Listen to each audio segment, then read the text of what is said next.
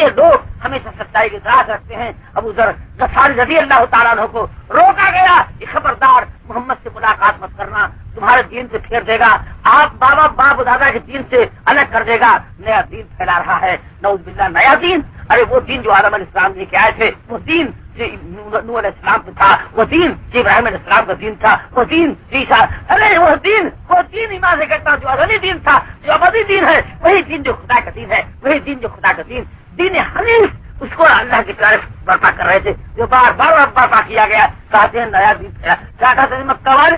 نیا دین پھیلا.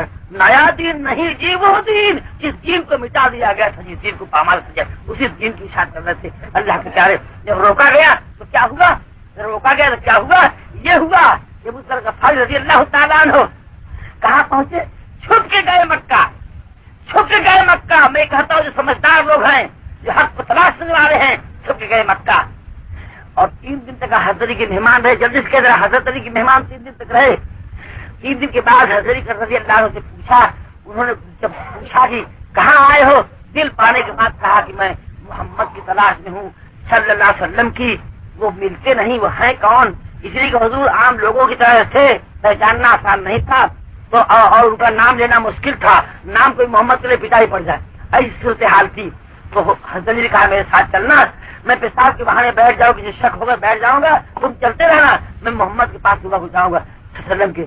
ابو ذر غفاری رضی اللہ تعالیٰ عنہ جب حضور کے سامنے پہنچے، تاریخ بتاتے ہی دور سے دیکھا چمکتے ہوئے چہرے کو، روشن چہرے کو، لائٹ چہرے کو، نورانی چہرے کو، نبی کے چہرے کو، اللہ کے پیارے کے چہرے کو جب دیکھا، ابو ذر غفاری رضی اللہ تعالیٰ عنہ دور سے دیکھا، پکار کے کہہ دیا، دل پکار اٹھا، آواز نکل گئی، اشہد ان لا الہ الا اللہ واشہد ان محمدن عبدہ ورسولہ.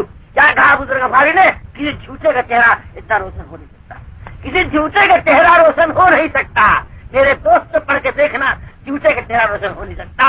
ابو ذر غفاری نے فیصلہ کر کے بتا دیا کہ اتنا روشن چہرہ محمد کا، اتنا چمکتا ہوا چہرہ ان کا، ہر کسی جھوٹے چہرہ ہو نہیں سکتا. اس لیے انہوں نے دل سے پڑھ لیا لا الہ الا اللہ محمد رسول اللہ. میں کہاں دیکھا چلا جاؤں؟ موسیٰ علیہ السلام نے کہا اس قصائی بھائیے سے میں تیرے ساتھ چلوں گا.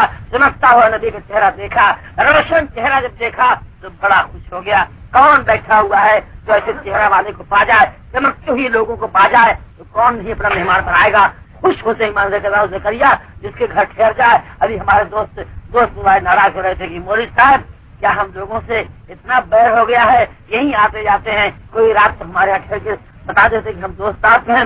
دوست پور والے کے دوست ہم ہیں، جبکہ دوست پور والوں ہی سے دوستی قائم کر کے آپ علاقے بھر کے دوست ہوتے جا رہے ہیں. کیوں دوست پور والوں کی دشمنی آپ بتا رہے ہیں؟ کیوں نہیں ٹھہر جاتے؟ تو معلوم ہی ہوا انشاءاللہ تعالیٰ ایسے لوگوں کو روکنے کی سب کو تمنا ہوا کرتی ہے. میں اپنے کو نہیں کہہ رہا ہوں، ہاں اتنا ضرور کہوں گا کہ موسیٰ علیہ السلام کو ساتھ لے جاتے ہوئے اس قصائی کو فخر محسوس ہوا. کیا کہا؟ یہ ضرور میرے ساتھ آپ چلیے. لے گئے اپنے گھر. میں بتانا یہ چاہتا ہوں کہ موسیٰ علیہ السلام کو یہ معلوم کرنا تھا یہ قصائی کا عمل کیا ہے. جنت میرا ساتھی رہے گا، میرے ساتھ رہے گا، میرے جوڑ کا بنے گا، میرے برابر کو ہو کے رہے گا. آخر کیا عمل ہے؟ تو موسیٰ علیہ السلام کا بیان ہے کہ وہ لے جا کے مجھ کو اپنے گھر بیٹھا دیتا ہے، مجھ کو بیٹھا دیتا ہے. دن بھر کا بھوکا ہے قصائی، دن بھر کا پیاسا ہے بیچارہ، دن بھر کا تھکا ہوا ہے. اس کے بچے منتظر ہیں، اس کی بیوی انتظار کر رہی ہے. نہ بیوی کے پاس گیا، نہ بچوں کو اس نے دیکھا، نہ پانی اس نے پیا، نہ کھانا اس نے کھایا، نہ آرام کے لیے لیٹا.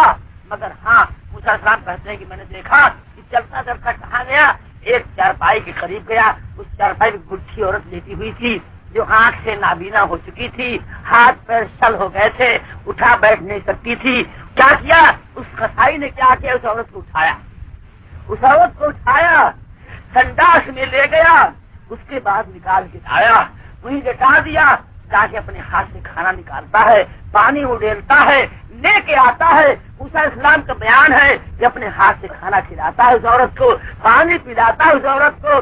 جب عورت کھا پی کے سیر ہو جاتی ہے، اسی چارپائی پہ لٹا کے وہ قصائی لٹانے کے بعد کیا کرتا ہے کہ کبھی پیر دبا رہا ہے، کبھی سر دبا رہا ہے، کبھی پیر دبا رہا ہے، کبھی سر دبا رہا ہے. جسم دبا رہا ہے، اس کو آرام پہنچا رہا ہے.